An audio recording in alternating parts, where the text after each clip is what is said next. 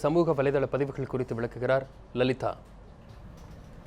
வணக்கம் வசத். இன்னைக்கு சோஷியல் மீடியாவில் என்னென்ன விஷயங்கள் டாப் ட்ரெண்டிங்கில் இருக்குன்னு பார்க்கலாம். இப்போ ஃபர்ஸ்ட் பார்த்தோம் அப்படின்னா, கலிஃபோர்னியாவில் வந்து ஒரு திருடர் வந்து ஒரு வீட்டுக்கு திருட போயிருக்காரு. அப்போ என்ன பண்ணியிருக்காரு அப்படின்னா, அவர் சிம்னி மூலமாக திருடலாம் அப்படின்னு சொல்லிட்டு சிம்னிக்குள்ளே போயிருக்காரு. ஆனால் போனவர் பாவம் அதிலே மாட்டிக்கிட்டாரு. அதுலேருந்து வெளியே வர முடியாமல் ஹெல்ப் வேணும் அப்படின்னு சொல்லி கத்திருக்காரு. அவங்க இந்த வீட்டில் இருந்தவங்க வந்து சரி இவர் எப்படியாவது காப்பாற்றலான்னு சொல்லிட்டு சிம்னியெல்லாம் ஆஃப் பண்ணிட்டு வந்து ஃபயர் சர்வீஸ்க்கு கால் பண்ணி சொல்லியிருக்காங்க. பட் அவங்களும் வந்து ட்ரை பண்ணியிருக்காங்க இவரை காப்பாற்றுறதுக்காக. சிம்னியெல்லாம் உடச்சு அந்த திருடனை எப்படியாவது வெளியில் காப்பாற்றணும் அப்படின்னு ட்ரை பண்ணியிருக்காங்க. ஆனால் முடியல. அவர் அந்த பர்க்லர், அதாவது அந்த சிம்னிலேயே மாட்டி அவர் வந்து இறந்துட்டாரு. இதை பற்றின ஃபோட்டோஸ், இதை பற்றின கமெண்ட்ஸ் வந்து நிறைய பேரால் ஷேர் பண்ணப்பட்டிருக்கு. அடுத்ததாக பார்த்தோம் அப்படின்னா வந்து சாகர் ஷேக் அப்படிங்கிற இவர் வந்து ஒரு ஆக்டராகவும் இருக்கார். இவர் வந்து கலிஃபோர்னியாவில் இருக்கிற ஒரு டெக்சாஸ் மாகாணத்தை சேர்ந்தவர். பெண்கள் வந்து பொதுவாக வந்து தன்னுடைய கூந்தலை வந்து அழகுபடுத்திக்கிறது வழக்கம். ஆனால் இவர் வந்து வித்தியாசமாக வந்து தன்னுடைய தாடிக்கு வந்து அழகுபடுத்திட்டு இருக்காரு.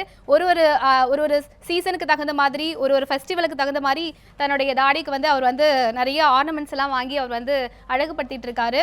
இப்போ பார்த்தோம் அப்படின்னா அவர் வந்து கிறிஸ்மஸ் அப்போ வந்து அதுக்கேற்ற மாதிரி ஆர்னமெண்ட்ஸ் போடுறது, அதே மாதிரி பார்த்தோம் அப்படின்னா ஈஸ்டர் அப்போ சாக்லேட்ஸ் எல்லாம் வந்து தன்னுடைய பேர்டில் வச்சுக்கிறது, இந்த மாதிரி ஒரு பேஷனாக வந்து இந்த விஷயத்தை அவர் வந்து பண்ணிட்டு இருக்காரு. இவரை பற்றின ஃபோட்டோஸ் வந்து நிறைய பேரால் ஷேர் பண்ணப்பட்டிருக்கு.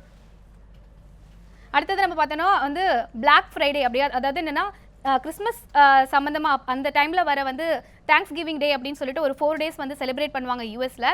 அதில் வர அந்த ஃப்ரைடே வந்து பிளாக் ஃப்ரைடே அப்படின்னு வந்து சொல்கிறாங்க. அந்த பிளாக் ஃப்ரைடே அன்றைக்கி என்ன பண்ணுவாங்க அப்படின்னா, இருக்கிற எல்லா பொருட்களையும் வந்து விலை கம்மியாக வந்து விற்பாங்க. இந்த டைம் என்னாச்சு அப்படின்னா, லாஸ்ட் இயரில் வந்து 11.6 பில்லியன் வித்த பொருட்கள் வந்து இந்த டைம் வந்து 10.4 பில்லியன் அளவுக்கு தான் வந்து சேல்ஸ் ஆயிருக்கு அப்படின்னு சொல்கிறாங்க. இது ஏன் அப்படின்னு பார்த்தோன்னா, மக்கள் வந்து ஆன்லைன்லேயே நிறைய பொருட்களை வந்து விலை குறைவாக வாங்குறதுனால இந்த டைம் வந்து இந்த பிளாக் ஃப்ரைடேவோட சேல் வந்து ரொம்ப கம்மியாக இருக்குது அப்படின்னு சொல்லியிருக்காங்க.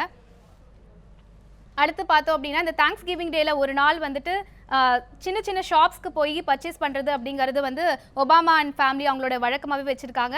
அந்த விதத்தில் வந்து ஒபாமா வந்து ஒரு சின்ன ஷாப்க்கு போயிட்டு புக்ஸ் எல்லாம் வாங்கியிருக்காரு. நிறையா ஃபிக்ஷன் புக்ஸ்லாம் வாங்கியிருக்காரு அப்படின்னு சொல்கிறாங்க. அவரை பற்றின ஃபோட்டோஸ் எல்லாமே இது வந்து சமூக வலைத்தளங்கள் அதிகமாக பரவிட்டு இருக்கு வசந்த். இதுதான் இன்னைக்கு சோஷியல் மீடியாவில் டாப் ட்ரெண்டிங்கில் இருக்கிற விஷயங்கள் வசந்த்.